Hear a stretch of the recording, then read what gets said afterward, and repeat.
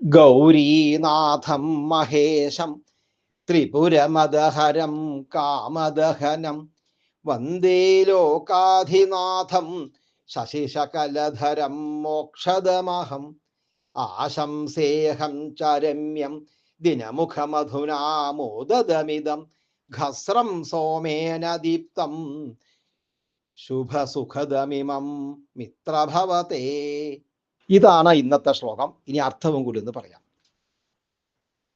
അഹം ഞാൻ ഗൗരീനാഥം പാർവതീവല്ലഭനും ത്രിപുരമദഹരം ത്രിപുരന്മാരുടെ ഗർവനെ നശിപ്പിച്ചവനും കാമദഹനം കാമദേവനെ ചുട്ടരിച്ചവനും ലോകാധിനാഥം ലോകങ്ങളുടെ എല്ലാം അധിനാഥനും ശശിശകലധരം ശശിശകലം എന്ന് പറഞ്ഞാൽ ചന്ദ്രകല ചന്ദ്രകലയെ ധരിക്കുന്നവനും മോക്ഷദം മോക്ഷം നൽകുന്നവനുമായിട്ടുള്ള മഹേശം പരമശിവനെ വന്ദേ വന്ദിക്കുന്നു.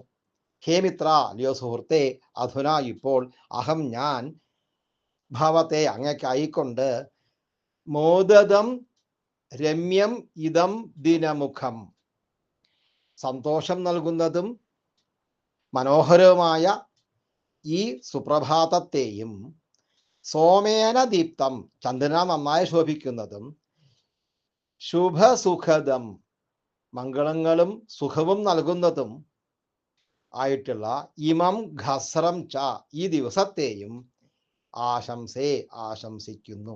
ഇതാണ് ശ്ലോകത്തിന്റെ അർത്ഥം. ഈ ശ്ലോകം എഴുതിയിരിക്കുന്നത് സുരസ എന്ന വൃത്തത്തിലാണ്. ഇന്ന് തിങ്കളാഴ്ച സോമവാസരം ആയതുകൊണ്ടാണ് പരമശിവനെ തന്നെ വന്ദിച്ച് എല്ലാവർക്കും സുപ്രഭാതവും സുദിനവും ആശംസിച്ചത്.